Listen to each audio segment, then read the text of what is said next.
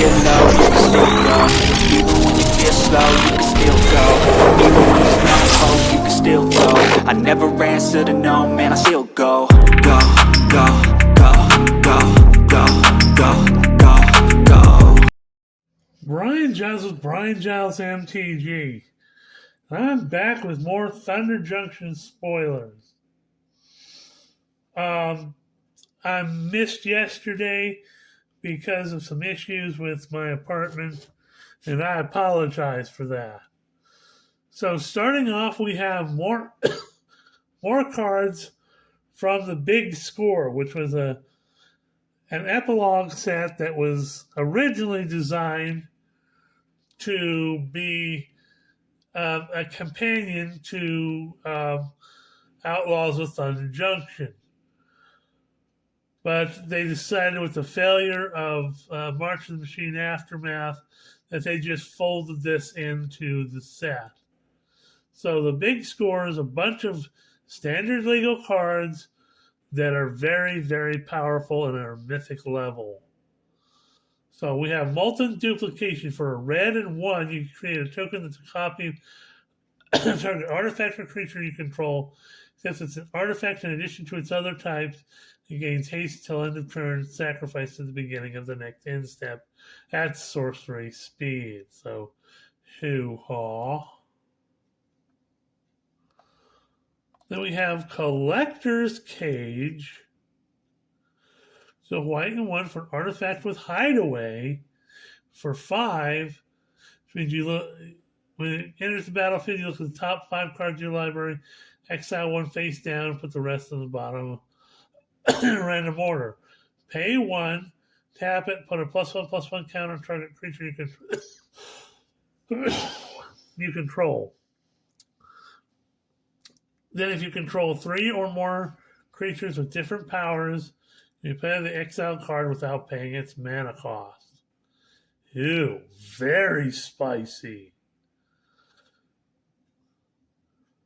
So, hoo-haw.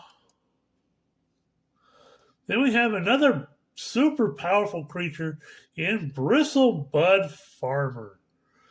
So, 2 green and 2 for a 5/5 plant druid with trample. When Bristlebud Farmer enters the battlefield, create 2 food tokens, which means they're artifacts that have pay 2, tap it, and sacrifice it, you gain 3 life. Whenever Bristlebud Farmer attacks, you may sacrifice a food. If you do, mill 3 cards. You may put a permanent card from among them into your hand. So, hoo-ha, some recursion there going on with some food. He's super valuable at 5/5 with trample for 4. You get 2 food tokens. Hoo-ha, such value there. Then we have Greed's Gambit. So, a black and 3 for an enchantment that reads, Greed's Gambit enters the battlefield, you draw 3 cards, gain 6 life, and create 3 2/1 black back creature tokens with flying. Beginning of your end step, you discard a card and lose 2 life and sacrifice a creature. When Greed's Gambit leaves the battlefield, you discard 3 cards, you lose 6 life, and you sacrifice 3 creatures.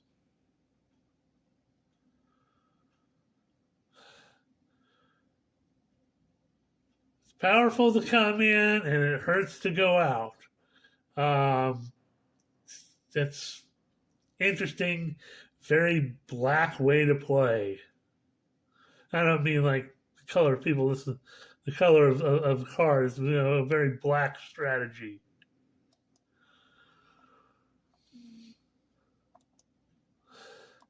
Then we have Lost Jete.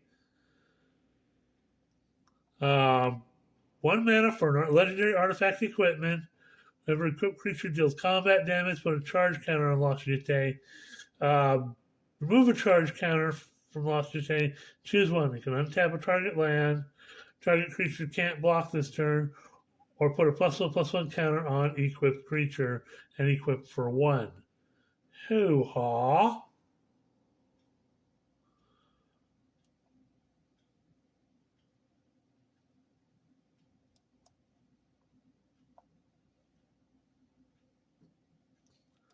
We have another land, Carnation Vista.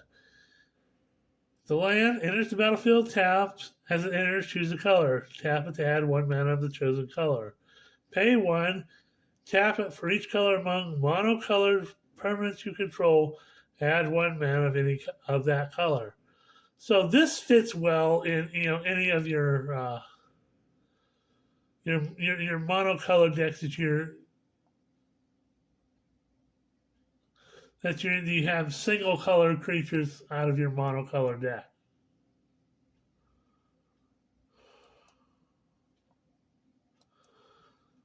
Then we have Generous Plunderer.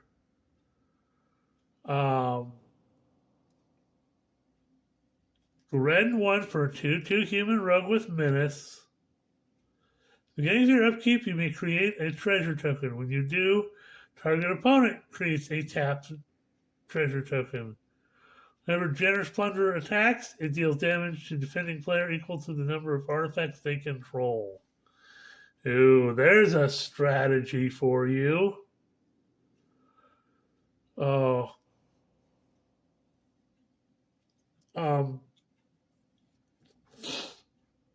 This was like Blood Vial Purveyor,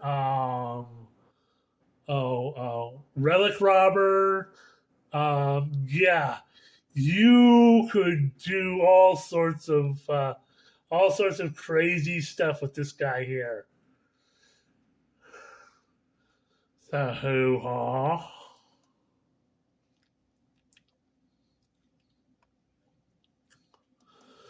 Then we have Ancient Cornucopia, green and 2 for an artifact that reads, when you cast a spell that's 1 or more colors, you may gain a life for each of those spells' colors. Do this one only once each turn. Tap it to add 1 mana of any color. Ew!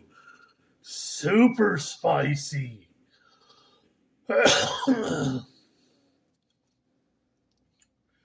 So this fits in your multicolored deck, like Dragon, all your multicolored decks.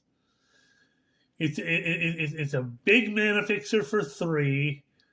It's a big mana rock for 3, and you get to gain life for multicolored spells.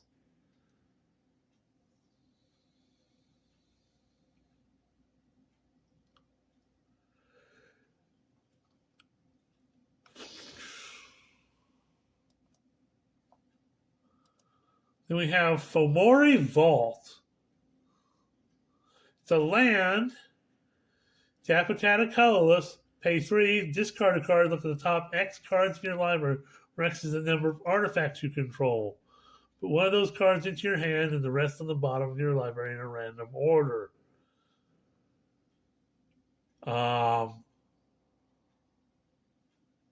This fits in any kind of artifact love deck. So, hoo-ha. I like that.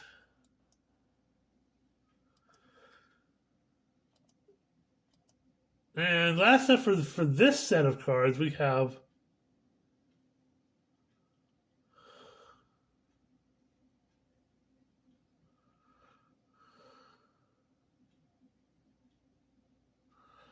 Territory Forge. So it's a red and 4 for an artifact that reads, when it enters the battlefield, if you cast it, exile target artifact or land. Territory Forge has all activated abilities of the exiled card. Ooh.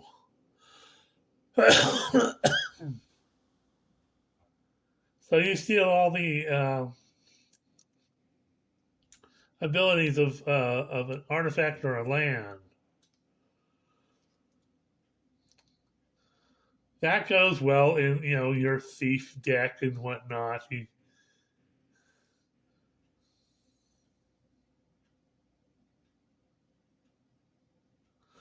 So, hoo-ha.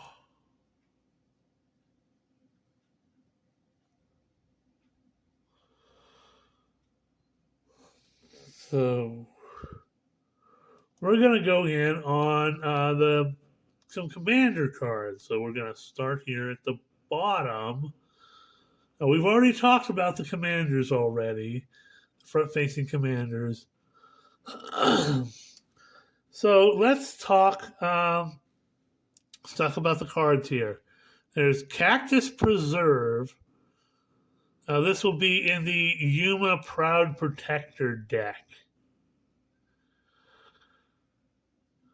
Cactus Preserve is a desert land and enters the battlefield tapped. Add 1 mana of any type that a land you control could produce. Pay 3 until end of turn. Cactus Preserve becomes an XX green plant creature token with reach, where X is the greatest mana value among your commanders. Ooh. And in this case, if you're playing with Yuma, that's an 8. Ouch! So you still have a land and an 8/8 green plant creature token with reach. Oh, that could be ugly.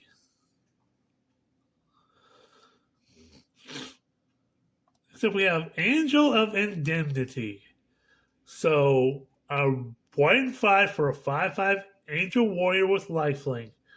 When it enters the battlefield, return permanent card with mana value 4 or less from your graveyard to the battlefield. Ew. It has Encore for 2 white and 6. Which means you exile this card from your graveyard. For each opponent, create a token copy that attacks that opponent this turn of Fable.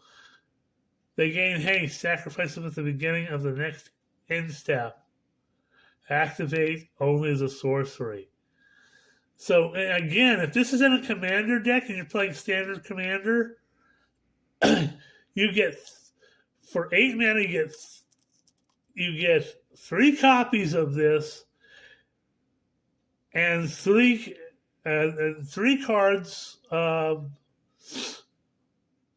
with mana value 4 or less back from the graveyard to the battlefield. That's super spicy.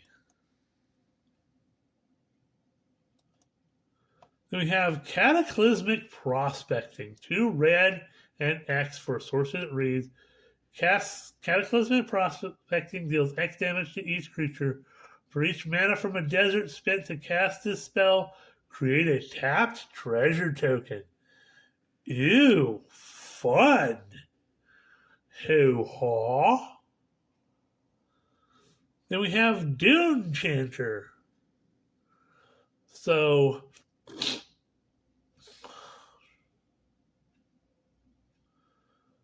a green and 2 for a 2/3 plant druid with reach. Lands you control and land cards that aren't on the battlefield are deserts in addition to their other types. Lands you control have tap it to add 1 mana of any color. Tap them and mill 2 cards. You gain 1 life for each land milled this way. That's a plant druid for you. That's what you want in a plant druid.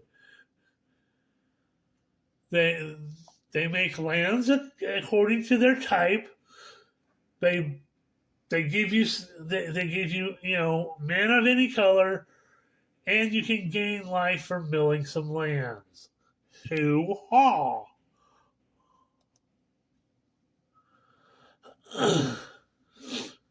Embrace the unknown. So a red and 2 for a sorcery that reads, exile the top 2 cards of your library. Till the end of your next turn, you may play those cards. It has Retrace, which means I guess you can. It's kind of like you could cast this spell again for its cost. I can't remember the rules of Retrace. I have to have people in chat and in the comments please remind me of the rules of Retrace. Next up, we have the backup commander in Kiri, Talented Sprout. So a red, a green, a white, and one for a 0/3 plant druid. Other plants and tree folk you control get +2/+0. At the beginning of your post-combat main phase, return target plant, tree folk, or land card from your graveyard to your hand. Ew. So this little guy's like a plant lord. And it works not only for plants, but also for tree folk. So you can slot some tree folk in your deck and have all sorts of fun. And we get plenty of tree folk, across the variety of planes. And we got tree folk from Lord of the Rings as well. So hoo-haw.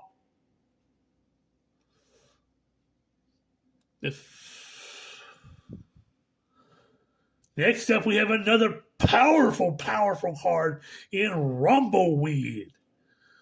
A beefy 10 generic and a green for 8/8 plant elemental. This spell costs 1 less to cast for each land card in your graveyard. Has vigilance, reach, and trample. When Rumbleweed enters the battlefield, other creatures you control get +3/+3 and gain trample till end of turn. So this guy cares about lands in your graveyard. And there's all sorts of stuff you can do to get lands back from your graveyard.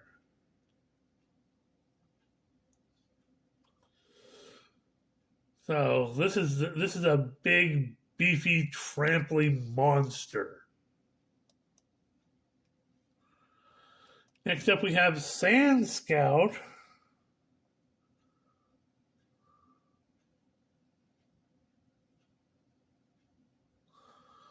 So a white one for a 2/2 human scout.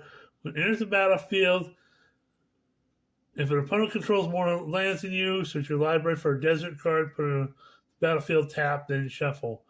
Whenever one or more land cards are put into your graveyard from anywhere, create a 1/1 red, green, and white sand warrior creature token. Its ability triggers only once each turn. Okay. So when lands go to the graveyard, he creates little sand warrior tokens. Then we have Vengeful Regrowth. A beefy 2 green and 4 for sorcerer reads to turn up to 3 target land cards from your graveyard to the battlefield tap. Create that many 4/2 green plant warrior creature tokens with reach. It has flashback for 2 green and 6. So you get some lands back and you get some plant warriors. Hoo-haw. Next up is Crackling Spellslinger. So for 2 red and 3, you get a 2/2 human wizard with flash. When it enters the battlefield, if you cast it, the next instant and sorcery spell you cast this turn has Storm. So this is a part of the the blue and red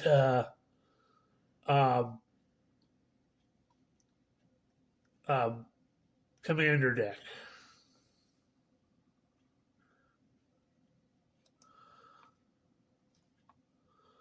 We have Elemental Eruption, so a beefy 2 red and 4.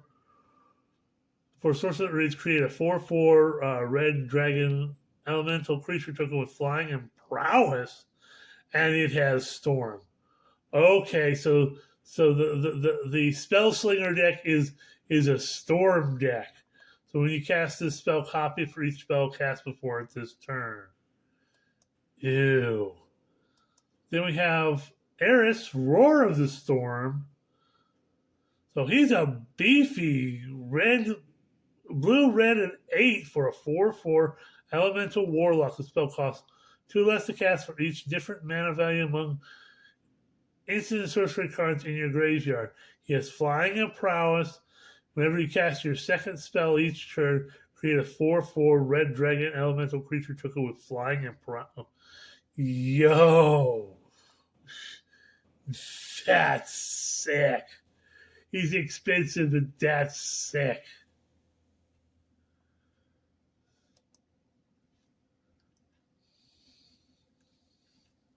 We have Forger's Foundry.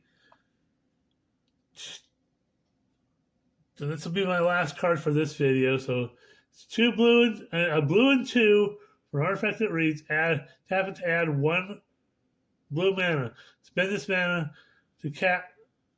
When you spend this mana to cast an instant or sorcery spell with mana value 3 or less, you can exile that spell instead and put it into its owner's graveyard as it resolves. Pay 2 blue and 3. You may tap it. You may cast any number of spells from among cards exiled with Forger's Foundry without paying their mana cost. Activate only as a sorcery. Ooh, that's spicy. That is powerful. So we're over 21 minutes. We're going to say hoo-ha. We'll see you on the next video.